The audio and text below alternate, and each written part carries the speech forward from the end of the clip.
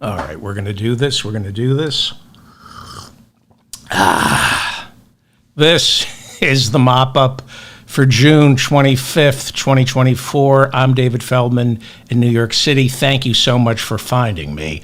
Please like this episode so I remain in your feed, and to make sure you never miss an episode, hit the notifications bell. This Thursday night is the big debate between Joe Biden and Donald Trump, and I'm hosting a watch party. It's my first watch party in more than a year, and you're all invited. The registration link is in the description of this show. Or you can get the link by going to davidfeldmanshow.com or by going to shopdavidfeldman.com. Hit the debate watch party button. It'll take you to the registration page. It's the first watch party I've done in more than a year. The doors open Thursday night at 8:30 p.m. Eastern Standard Time. The debate starts at 9 p.m. Eastern, and after, I will record an episode of my audio podcast as I open the floor and ask you, my listeners, to tell me what you think. There are no guests. It's just going to be me and the listeners. This is an audio podcast. A lot of people don't realize this. You watch me on TikTok or YouTube. This is an audio podcast. I'll be recording an audio podcast for the day after the debate.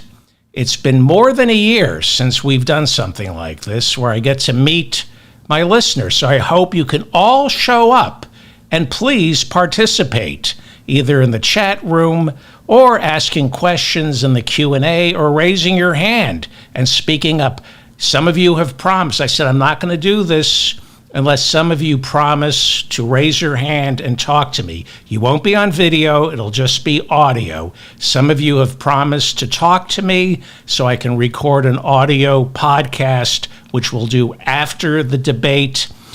Now, it's going to be me, you, and the listeners, and to keep the MAGA trolls out and to defray some of the costs, there's a $2.50 registration fee. It's through PayPal, but you don't need PayPal. You just need a credit card. PayPal will process the fee for you. It's $2.50. I know money is tight, and some of you can't afford this. Well, you'll still be able to hear the podcast the next day if you don't have the $2.50. This is the first time I've done a Zoom meetup in more than a year, and I'm trying to remember how to do it. If and when I do this again, I will figure out a way to let people in who can't afford the registration fee. I tried to do a pay what you want, but the person who was we couldn't figure it out. So I apologize. I know money is tight, but we're doing a $2.50 registration fee, again, to keep the a-holes out and to defray some of the costs. If you would like a transcript of today's episode or previous episodes, go to shopdavidfeldman.com and hit the transcripts menu. The free transcripts are made possible by the idiots, the listeners who purchase worthless garbage over at my store. And I sold the Rudy Mugshot coffee mugs. This is my get-rich-quick scheme, and I promise you if I sold any Rudy Mugshot coffee mugs, I would go ahead and make a Donald Trump mugshot coffee mug. So that's what I'm doing. This is my get-rich-quick scheme. Mugshots on coffee mugs. All right. Thank you to, 3 people bought the Rudy coffee mug. Thank you. Well, you're looking at Julian Assange, who's almost a free man this morning. This is a picture of him leaving Great Britain and boarding a plane, heading home to Australia with a short stopover before an American judge, where Assange will plead guilty to 1 count of violating the Espionage Act, and then Assange will be released and sent back to his native country of Australia. We are getting reports that as of this moment, Julian Assange, after more than a decade, is about to become a free man. Julian Assange's ordeal with the United States Justice Department appears finally to be over. Assange is expected to plead guilty to one count of violating the Espionage Act and will be sentenced by a judge inside a Northern Mariana Islands courtroom.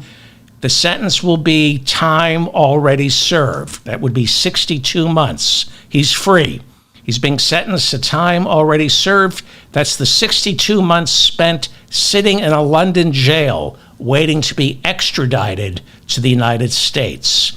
According to the latest reporting, Assange is about to become a free man. He's expected to return to Australia as soon as the day after tomorrow, maybe even sooner.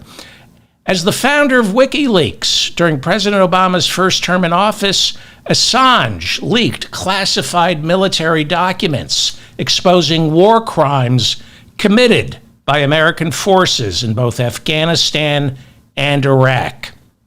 Those documents were handed to him by Chelsea Manning, an Army intelligence analyst serving in Iraq, who was later court-martialed and placed in solitary confinement before President Obama commuted her sentence in the final days of his administration.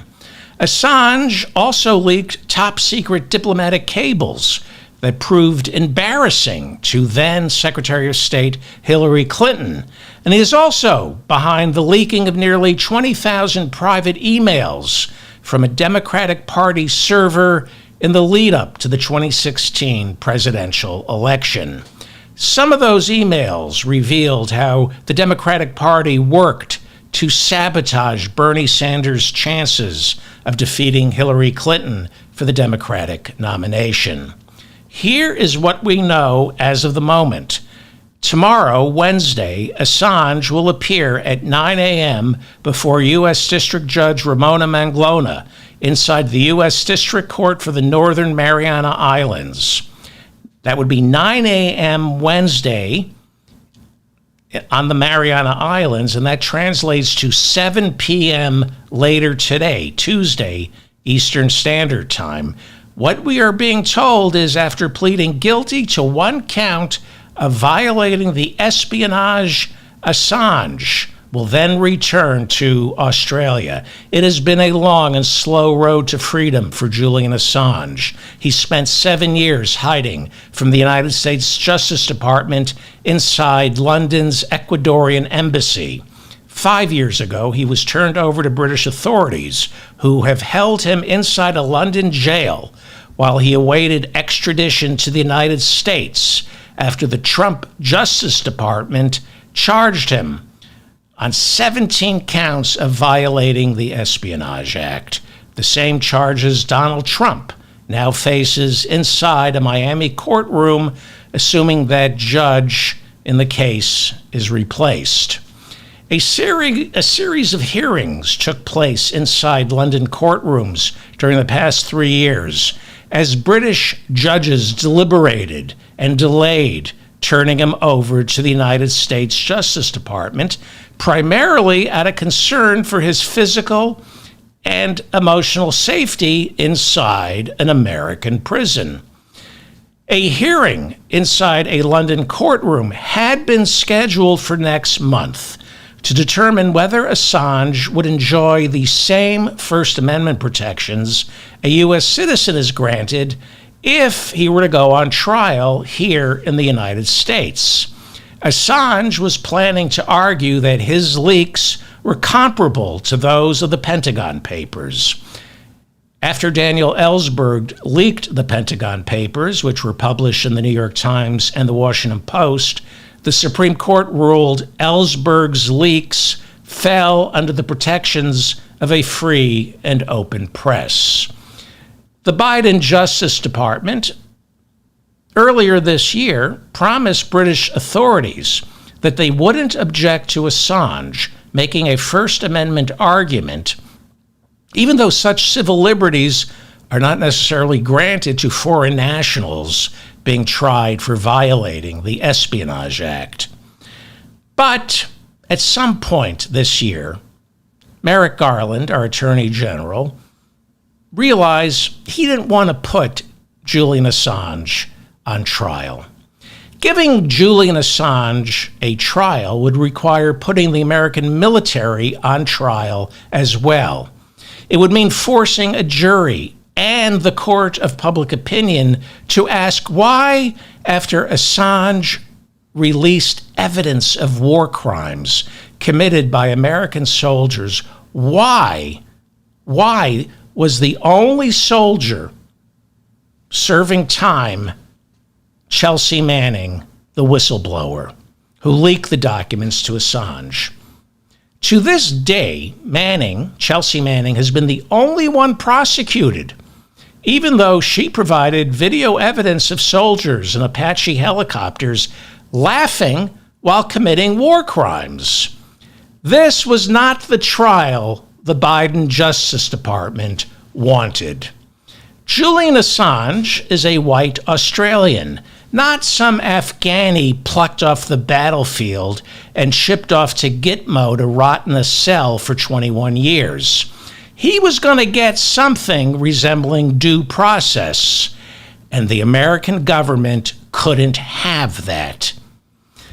Because Assange has spent more than a decade hiding in the Ecuadorian embassy and then inside a London jail, he has reportedly suffered from severe mental illness. Several British judges said they would not extradite Assange to America because they said he, like so many Americans behind bars, might attempt to take his own life. While being held in solitary confinement, Chelsea Manning had attempted suicide.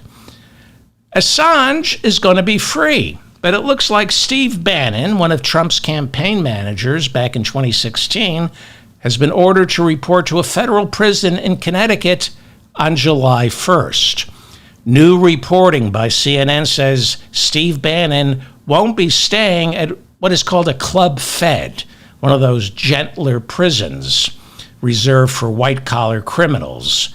Instead, because Steve Bannon goes on trial in New York this September for defrauding donors to Bannon's Build the Wall charity, he will probably end up serving time inside New York's Rikers Island, one of the most inhumane jails in America, often described as a glorified insane asylum.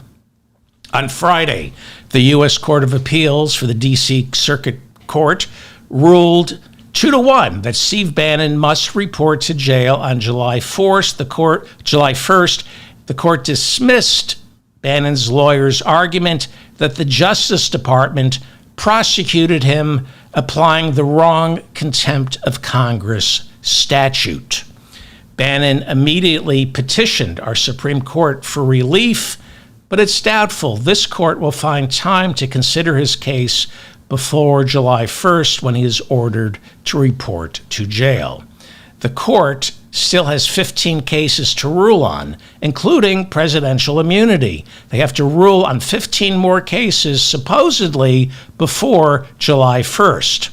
The court will also rule on whether several of the January 6th defendants were wrongfully charged by the Justice Department when it convicted them on obstructing a government proceeding by applying a statute normally used on people accused of tampering with financial documents. The court may overturn some January 6 convictions. The court is also going to decide on whether homelessness can be criminalized. An important case before the court will determine whether the court might overturn a 40-year ruling that gives federal agencies superseding power over the courts to interpret regulatory law. It's called the Chevron deference, and it has been applied in thousands of executive branch rulings where federal agencies and not the courts are given the authority to interpret the original intent of laws that For example, give the Environmental Protection Agency or the Department of Interior power to regulate coal and oil companies. It's the Chevron deference. If the Chevron deference is overturned, then practically every EPA ruling would then be decided by the Supreme Court instead of scientists working inside the agency. There will be other rulings this week on how much authority the Securities and Exchange Commission has in prosecuting securities fraud, and how much authority the Environmental Protection Agency has to protect states that are downwind from other states that pour massive amounts of pollution into the atmosphere. So the Supreme Court has a full docket. It's doubtful the court will have time for Steve Bannon. Then again, you never know with this court. You might remember Steve Bannon was found guilty of contempt of Congress after he refused to comply with a subpoena issued by the January 6 committee. Trump's White House trade czar, Peter Navarro, is currently serving an identical 4-month sentence after he was convicted of the same crime Bannon was. That would be contempt of Congress. The January 6 committee wanted to hear from Navarro and Bannon after they openly took credit for what is called the Green Bay Sweep, which was designed to flood the zone on January 6, with members of Congress like Paul Gosar and Ted Cruz issuing so many challenges to slates of electors that Congress would be unable to certify the election for Joe Biden, thereby forcing the Supreme Court to throw it all into the House of Representatives, where, because there are more red states than blue states, Trump would be sure to win. Both Navarro and Bannon refused to testify about the role they played, and the Justice Department successfully tried them for contempt of Congress. Navarro is reportedly having a really tough time behind bars. By the way, the Green Bay Sweep was being put in motion by Ted Cruz and Paul Gosar just as the insurrectionists broke through the barriers and the certification process had to be delayed. There's a very good chance that had Trump's goons not stormed the Capitol, the Green Bay Sweep might have created enough legislative chaos inside the Capitol that the Supreme Court would have been forced to throw the presidential race into the House of Representatives, which would have secured Trump's reelection.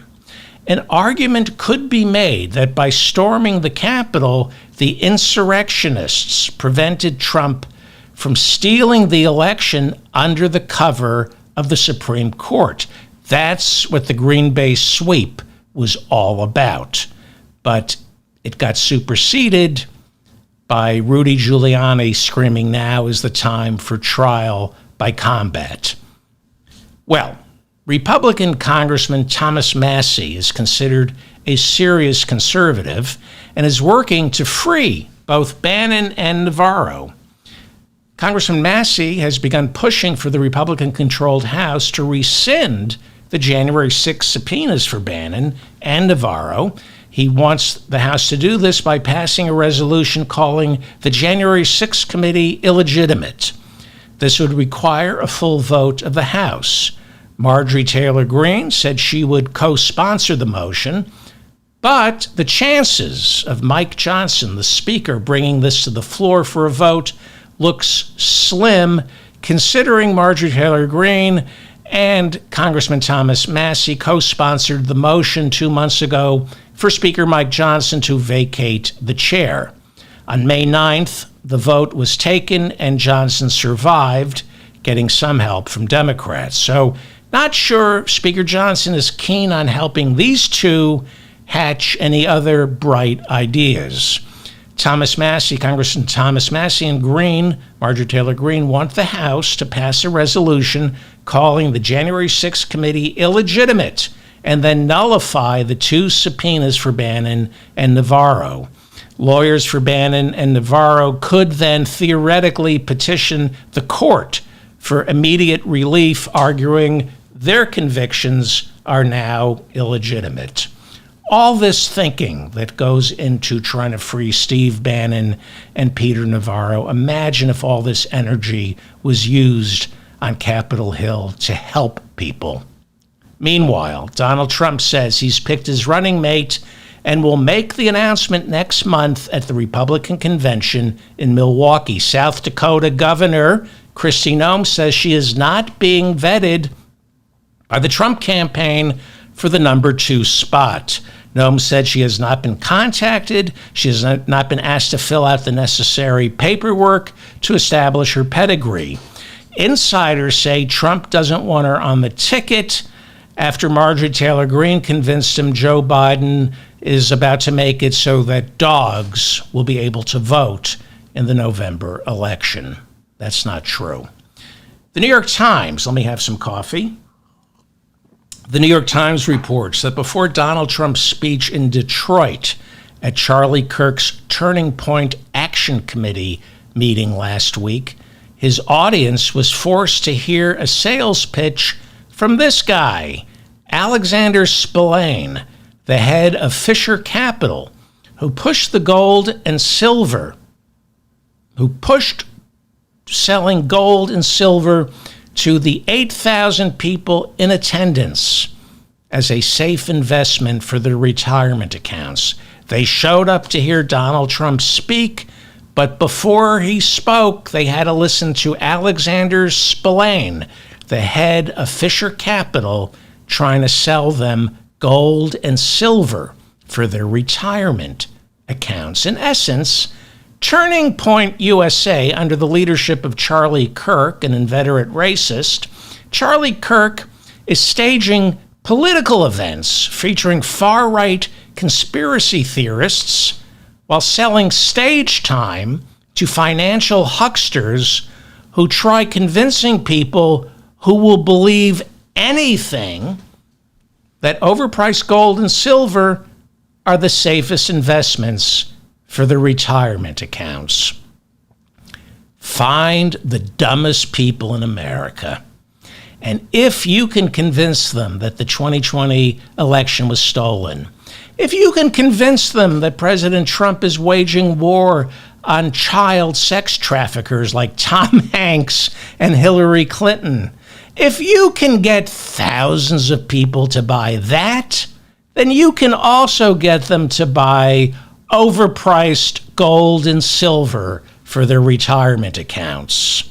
The Times reports that Alexander Spillane, who runs Fisher Capital, took the stage before Donald Trump came out, and he urged the crowd of MAGA morons to purchase gold and silver from his investment firm, Fisher Capital. The New York Times reports the Commodity Futures Trading Commission has been trying to shut Fisher Capital down for more than a year, accusing the company of charging clients exorbitant fees for gold and silver, making it impossible for the victims of this scam not to suffer, quote, immediate and dramatic losses from this horrible, horrible investment.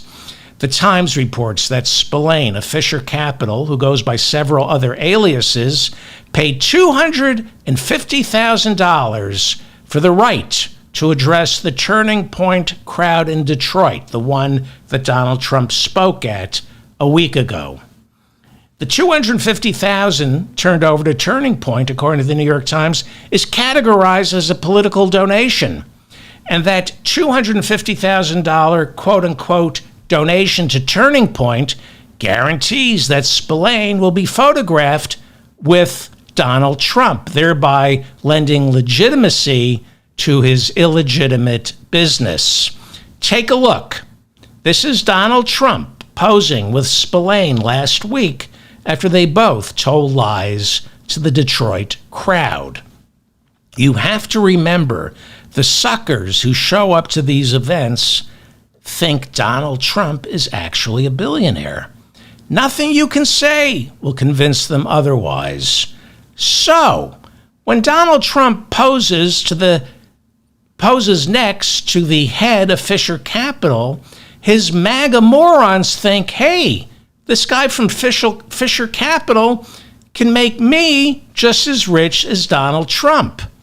And the truth is, he can. Yes, he can. You give your money to Fisher Capital, and I guarantee you will be just as rich as Donald Trump. You will have just as much money left as Donald Trump does. Detroit, according to the Times, was the third Turning Point event that Fisher Capital has sponsored. Spillane, who heads Fisher Capital, pledged $1 million to Turning Point back in February.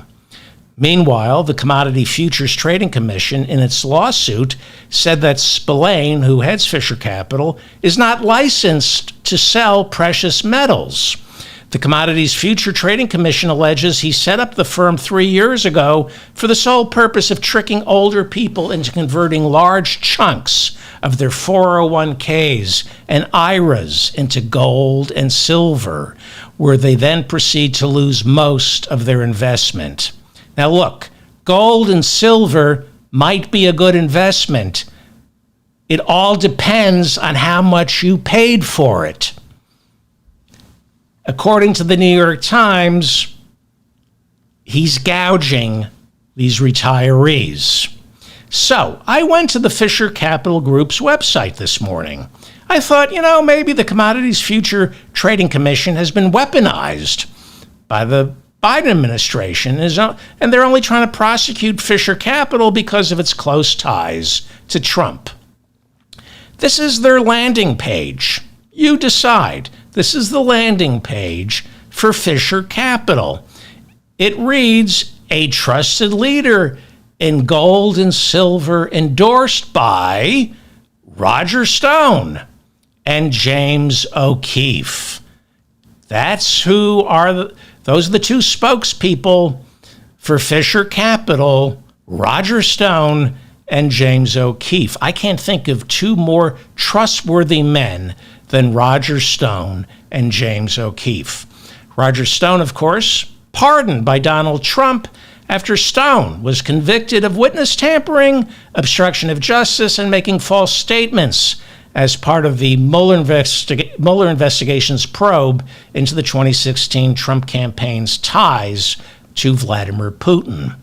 Stone also has ties to the ultra-right-wing Proud Boys, and 2 years ago, Roger Stone, now billing himself as an expert in gold and silver for your tax-free retirement accounts, Roger Stone was forced to pay $2 million in back taxes to the IRS. Why wouldn't you trust Roger Stone with your retirement funds? Also on Fisher Capital's landing page is an endorsement from James O'Keefe, who ran Operation Veritas, a conservative sting operation that has destroyed the careers of liberal Democrats and government officials by deploying deceptively edited undercover videos. James O'Keefe was fired from Project Veritas last year amid accusations of financial mismanagement that threatened the organization's tax-exempt status. This is the group that destroyed Acorn. Project Veritas, before getting rid of James O'Keefe, acknowledged that James O'Keefe, for example, spent close to $21,000 of the nonprofit's donations on flying staffers to Virginia so they could watch him star in a production of the musical Oklahoma. So, if James O'Keefe, formerly of Project Veritas, says Fisher Capital is who you should trust your retirement money with, when it comes to financial intelligence, I'd put him right up there with Warren Buffett, Susie Orman, and of course Roger Stone. Is this the end of the road for Alex Jones? Has he spun his last web of conspiracies It looks so. There are now reports this morning that Alex Jones's media empire, InfoWars, is going to be sold to pay off a $1.5 billion judgment against him after he defaulted 2 years ago when the families of victims from the 2012 Sandy Hook school shooting sued him for defamation. In that lawsuit, families of the victims accused Jones of spreading lies that the mass shooting, where 20 children died, was a false flag operation involving crisis actors, and it was all staged by gun control activists who wanted to move public opinion in favor of confiscating our weapons. Jones repeated this lie so often that family members of the victims began receiving death threats and had to go into hiding. After the jury awarded the families $1.5 billion, Jones immediately declared bankruptcy in an attempt to protect both his personal assets, and he was terrified his business would have to be sold off to pay this judgment.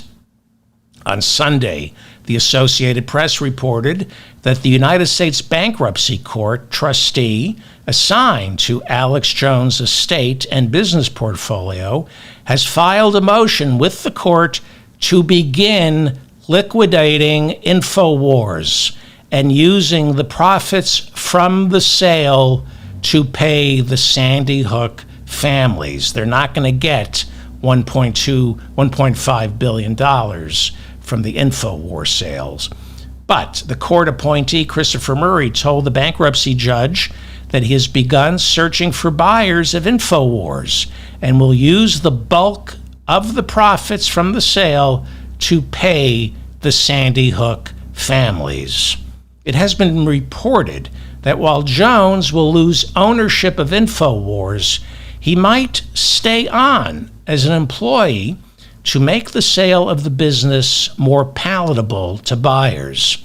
The thinking is without Jones fronting InfoWars, it's doubtful this bogus media company could fetch a good price for the Sandy Hook families. Jones has been warning for weeks that InfoWars days are numbered. But that doesn't necessarily mean Alex Jones is going away. He will either become an employee of InfoWars, no doubt one who's generously compensated, or he will reconstitute some other iteration of his program under a different name and on a different platform. Jones reportedly has $9 million of his own assets, while InfoWars, his media company, has $6 million in cash plus $1.2 million worth of inventory. And by inventory, that most probably means the dietary supplements he sells through mail order. And that is said by some to make up the bulk of his profit center.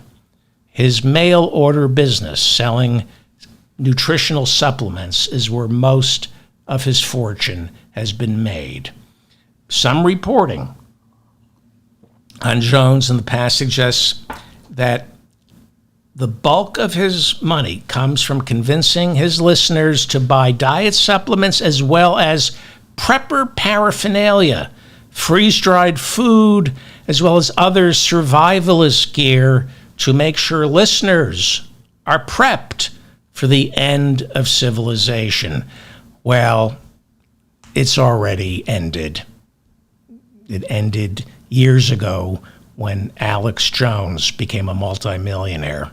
There have also been reports that Alex Jones has been quietly transferring much of his mail order business as well as the associated social media accounts to his father, a dentist, in order to hide Jones's assets from creditors. Meanwhile, the Associated Press reports that Alex Jones is finally admitting that the Sandy Hook shooting was an actual event. But he argues that the First Amendment protects his right to claim that it wasn't. No, the First Amendment doesn't protect your right to say that. It doesn't protect anybody's right to defame the character of private citizens like the Sandy Hook families, to defame them in such a way that their lives came under constant physical threat. Today is Tuesday. That means it's election day in New York, Colorado, Utah, and South Carolina. First up, Colorado, where Congresswoman Lauren Boebert is hoping to win the Republican nomination for Colorado's 4th congressional district amid accusations of carpetbagging, since she currently represents Colorado's 3rd congressional district. She decided to run in the 4th after it soon became apparent she had no chance of getting reelected in the 3rd congressional district, the one she currently represents. You might remember back in 2022, Boebert barely beat her Democratic challenger, Adam Frisch, by a little more than 500 votes. This time around, Frisch has become a fundraising juggernaut with close to $6 million raised so far. So she ran away. And it is possible that Lauren Boebert's current seat might flip blue in November. Adam Frisch could win her seat. Boebert is now running for the seat vacated earlier this year by Ken Buck.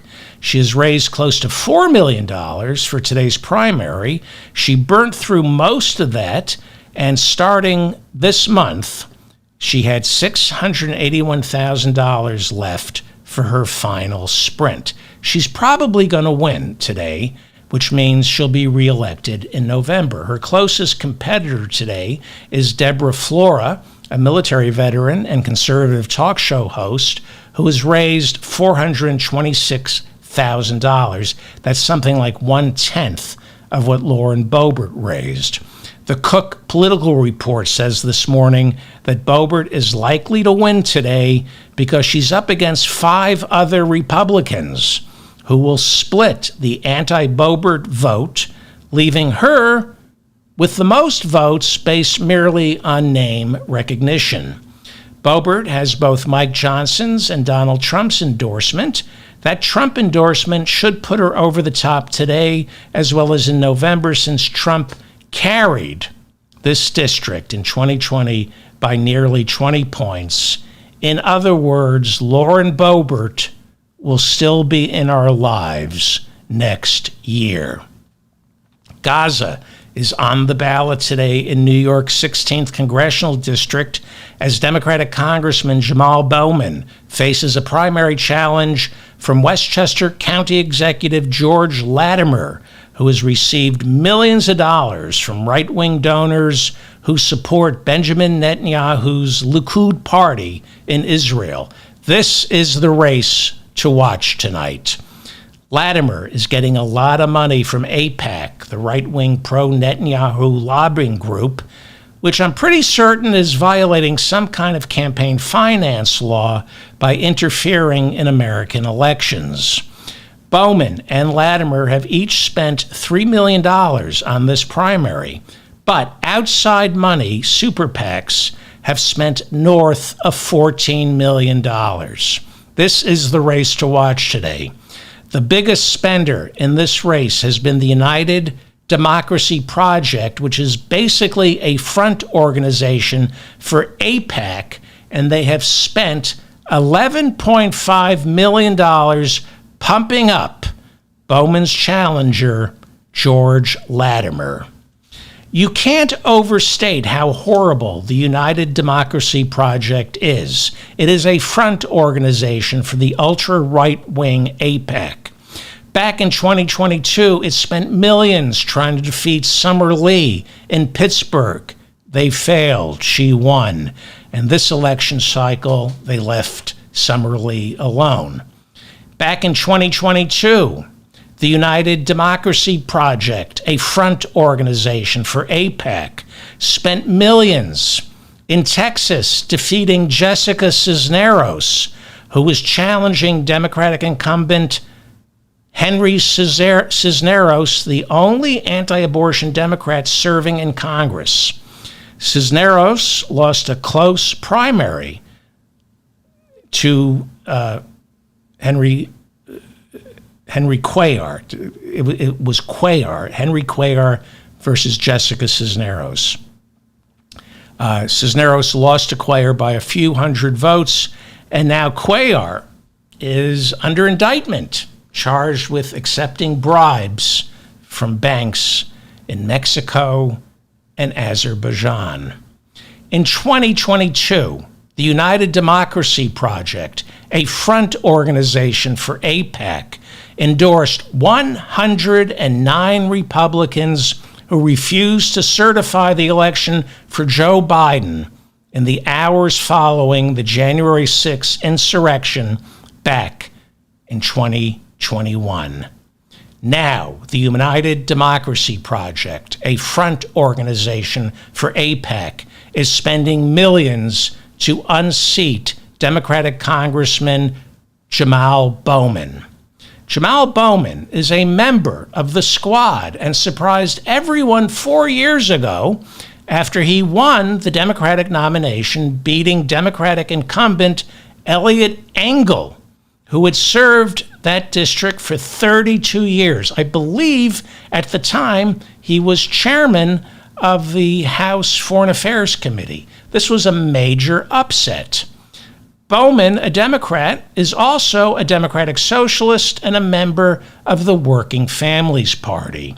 Bernie Sanders and AOC were in the Bronx over the weekend, speaking at a big rally in support of Bowman. At the rally, Bowman appeared fired up in a tank top, flashing his guns, also known as his muscles, began spewing the F word and calling his opponents mother effers. He was cursing up a storm. It was unusual. It was highly unusual. Democratic Congressman Richie Torres called Bowman's speech unhinged and condemned his use of profanity. Congressman Richie Torres said, quote, "The level of profanity here is so shocking as to be unbecoming of a member of Congress." He went on to say, "There's nothing in Jamal Bowman's unhinged tirade that remotely resembles the decency of the people I know and represent in the South Bronx." In December of last year, the House voted to censure Bowman after he pled guilty and agreed to pay a $1,000 fine after he was caught on a surveillance camera pulling a fire alarm in the Cannon House office building, forcing an evacuation, while Congress was debating a continuing resolution to keep the government open past October 1st. Kevin McCarthy was Speaker at the time, and he accused Bowman of pulling the fire alarm as a delaying tactic to give Democrats more time to read the bill. Richie Torres represents New York's 15th, which is considered the most poverty-stricken congressional district in America. His district covers only the Bronx and is 55% Hispanic and nearly 30% black.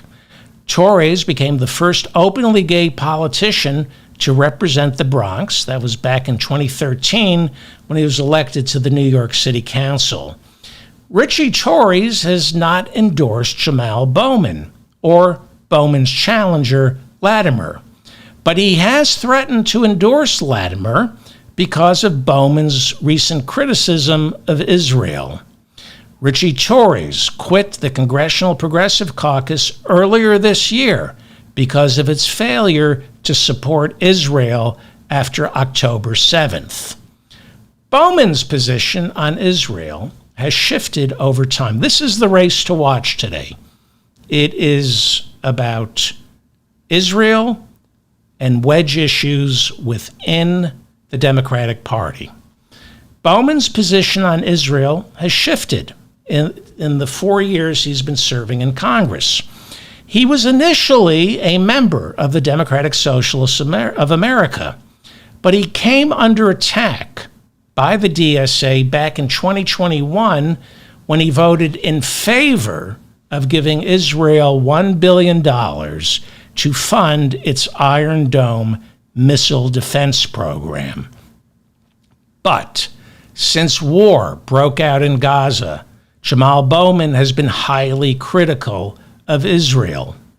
In late October, following Hamas's October 7th attack, Bowman joined 7 other Democrats in voting against a House resolution standing with Israel and calling the attack that killed 1,200 and taking more than 250 hostages barbaric. He voted against a resolution calling that attack barbaric. In the following weeks, Bowman referred to reports of Hamas raping Israeli women during the October 7th attack as, quote, Israeli propaganda and lies. But last Wednesday, trailing in the polls, Jamal Bowman apologized for those remarks, acknowledging that the United Nations has provided incontrovertible evidence proving that the rapes did in fact occur. Bowman is now pushing for a ceasefire in Gaza and wants Congress to limit arms shipments to Israel. This primary, this is the one to watch, it has reopened a decade-old fissure within the Democratic Party as Hillary Clinton endorsed Bowman's challenger, that would be Westchester County Executive George Latimer, while on the left, AOC and Bernie are supporting Jamal Bowman. Former Congressman Mondaire Jones, he briefly represented New York's 17th Congressional District. He essentially lost his seat to redistricting and then bullying from within the Democratic Party. He, former Congressman Mondaire Jones, has also come out in favor of Bowman's challenger, Westchester County Executive George Latimer, specifically because of Bowman's position on Israel. Mondaire Jones, like Richie Torres, is one of the first openly gay politicians to get elected from his district. Mondaire Jones is once again running for New York's 17th Congressional District, trying to unseat Republican incumbent Mike Lawler. Lawler, a first-term congressman, defeated Democratic Congressman Sean Patrick Maloney, who, at the time, this would be 2022, was the head of the DCCC.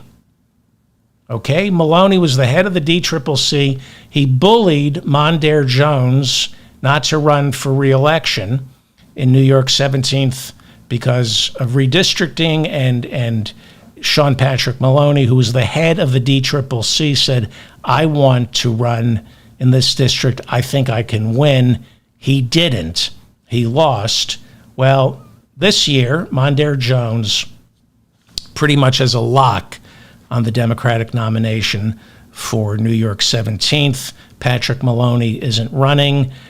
Mondaire Jones is running pretty much unopposed, and there's a good chance he can flip Lawler's seat back to blue. But Mondaire Jones has alienated the left by endorsing Bowman's challenger, Westchester County Executive George Latimer. Jones said he was endorsing Bowman's challenger specifically because of Jamal Bowman's stance on Israel. And when Mondaire Jones endorsed Bowman's challenger, the Congressional Progressive Caucus took back their endorsement of Mondaire Jones, saying, quote, he strayed from the values and principles that made us proud to support him in 2020. Israel has become a wedge issue in New York politics. Will it become a wedge issue writ large by November? So, who wins this seat today in New York? Will it be Jamal Bowman, the incumbent, or Westchester County Executive George Latimer?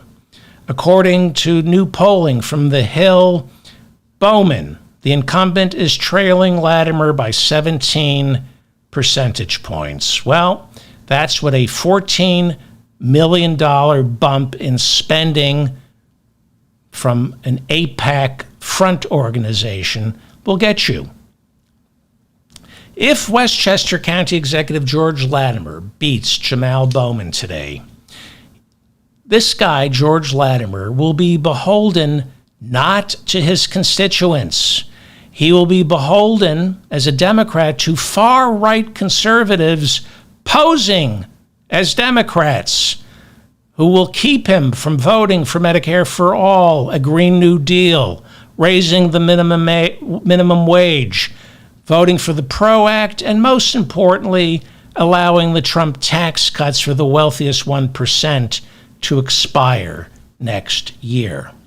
This is what happens when an AIPAC front organization like the United Democracy Project interferes in American elections. In Utah, Republicans today go to the polls to pick a nominee to replace Senator Mitt Romney, who announced he is retiring. Whoever wins today's primary is guaranteed to win in November. Republican Congressman John Curtis is running. He leads in the polls and calls himself a huge backer of Donald Trump, but Trump has endorsed his challenger, Trent Staggs, the mayor of Riverton. Also today, South Carolina holds runoffs to determine winners of races who fail to get 50% of the vote in the primaries held 2 weeks ago. The race to watch today in South Carolina is the 3rd congressional district, where a candidate endorsed by Donald Trump faces off against a candidate endorsed by the Republican Governor Henry McMaster. These two candidates are fighting to get the nomination to run for the seat vacated by retiring Republican Congressman Jeff Duncan. Trump has endorsed Mark Burns, a retired military officer turned pastor. The governor has endorsed Sherry Biggs, a nurse practitioner and an officer with the Mississippi Air National Guard. Citizens for Responsibility and Ethics, otherwise known as CREW, filed a complaint with the Justice Department yesterday alleging that Donald Trump solicited a $1 billion bribe from oil executives when he held a meeting with them 2 months ago at Mar-a-Lago. The complaint is based on reporting in the Washington Post that says Trump held a meeting with nearly 24 oil executives, including ones from Exxon, Chevron, and Occidental Petroleum. During this meeting, according to the Washington Post, one oil executive complained that even though they have spent nearly $500 million lobbying the Biden administration this year, President Biden is still pushing his green agenda. Trump is reported to have said, well, everyone in this room should see to it that their companies cough up a total of $1 billion to my campaign. Trump called that $1 billion a deal, a bargain, because they would get a lot, he said, in return. Those who attended the meeting told the Washington Post that Trump promised the oil executives that if he was reelected, he would reverse dozens of Joe Biden's executive orders and would open up pristine land for drilling while making it harder in this country to sell electric vehicles and making it harder transitioning to wind energy. The New Republic reports this morning that Senator Sheldon Whitehouse, chairman of the Senate Budget Committee, and Ron Wyden, who chairs the Senate Finance Committee, have begun looking in to these allegations that Donald Trump solicited a $1 billion bribe from the oil companies. Does that sound like something Donald Trump would do? Donald Trump has promised to make his tax cuts for the wealthy permanent if he's president next year. But that doesn't seem to be winning over any corporate CEOs. According to Yale professor Jeffrey Sonnenfeld, who says of the 100 top CEOs in this country, none of them None of them have contributed any money to Donald Trump's campaign, and none of them have endorsed him.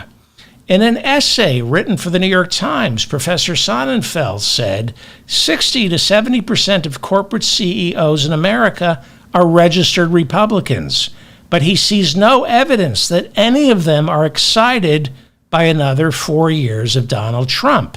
He says while they are not thrilled about Joe Biden, they will probably end up voting for him.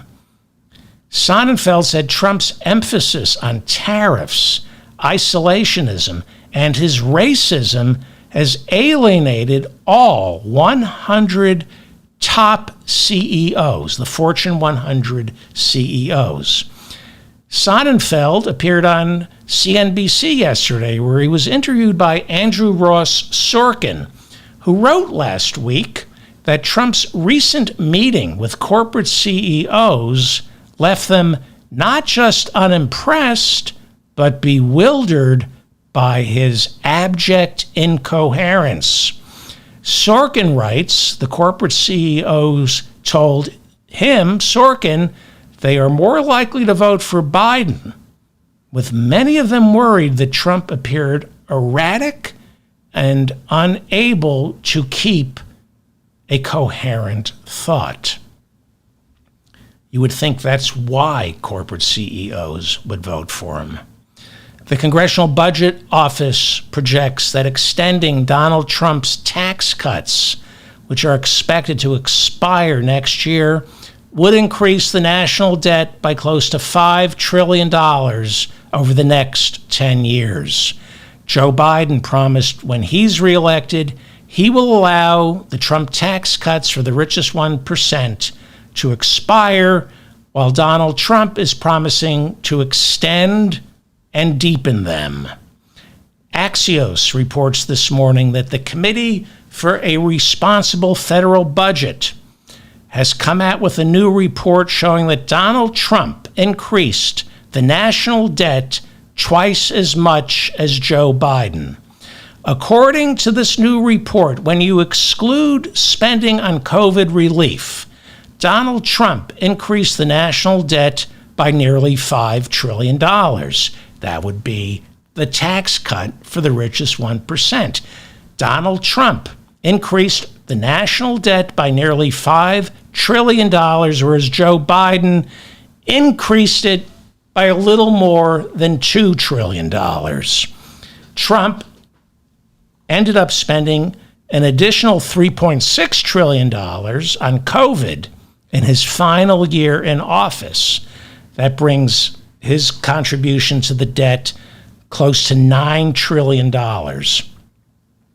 Whereas Biden racked up $2 trillion in COVID-related debt.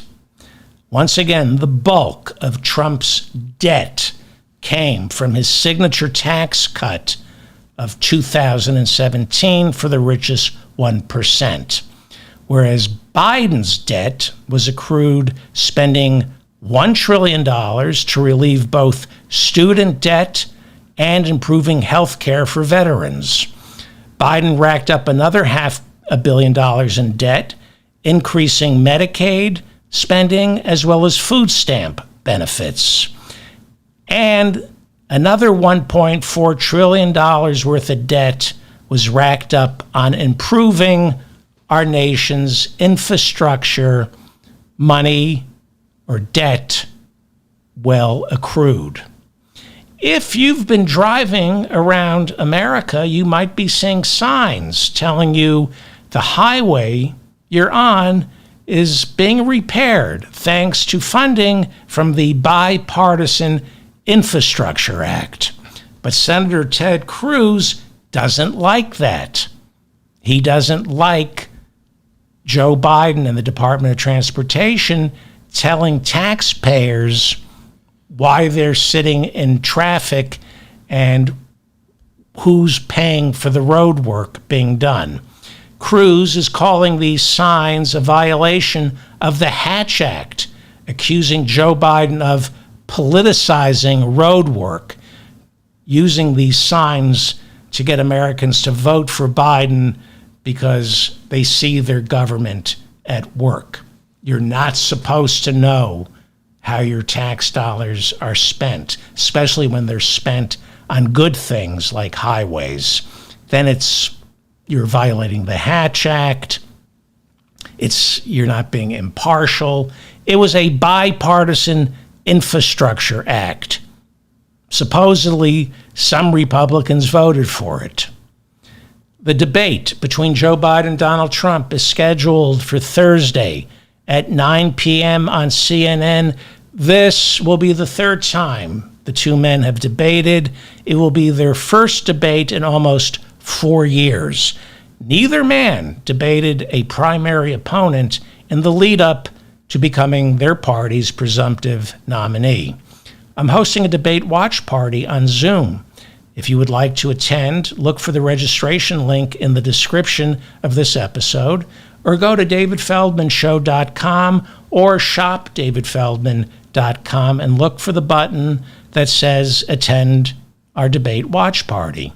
I'm going to start at 8:30 p.m. We'll hang out for a half an hour, talk, and then we'll watch the debate at 9 p.m. Eastern. And then after the debate, I'll record my podcast, my audio podcast. This will not be on YouTube. This will be my audio podcast. And I'll take calls from those of you in the Zoom room. If you raise your hand, I will call on you. We won't see you. It's audio. You'll see me, but I won't be able to see you. This will be an audio podcast that will drop on Friday. I haven't hosted a Zoom event in more than a year. I'm charging $2.50 as a registration fee for two reasons: to keep the MAGA trolls out and to defray some of the costs. For years, I hosted these Zoom events. I went out of pocket, and it got ridiculously expensive. So I understand $2.50. Some of you don't have $2.50. I get that. It breaks my heart that some of you will not be able to attend. I should have made allowances for people who don't have the money. I am trying to relearn how Zoom works and how the registration page works, and I'm going to figure it out. And next time, if we do this again, I will figure out a way to accommodate more than half my listeners, way more than half my listeners who don't have $2.50 to waste on a debate watch party. I know you have more pressing concerns. President Biden spent the weekend holed up at Camp David preparing for Donald Trump by sitting in a windowless room filled with moldy Limburger cheese while aides blasted a busted car alarm into his ears. I'm David Feldman, reminding you to stay strong and protect the weak. If you would like a transcript of today's episode, go to shopdavidfeldman.com. The transcripts are free. We have some other freebies over there, and they're made possible by listeners who coughed up some money and bought garbage like this Rudy's coffee mugshot. I've taken mugshots of Rudy Giuliani and Donald Trump, and this is my get-rich-quick scheme. It's coffee mugshots. It's mugshots of... Jesus. Thank you for listening. Please share this episode if you enjoyed it, and hit the like button. Please subscribe to my channel as well as my newsletter. Thank you to Bob in the chat room for keeping the conversation civil. The registration link is in the description of the show for Thursday's debate watch party. I'm really looking forward to meeting some of my listeners and talking with them. It's been more than a year. We have a lot of new listeners, and as I've said, this podcast that I'm recording after the debate It's just going to be me and the listeners.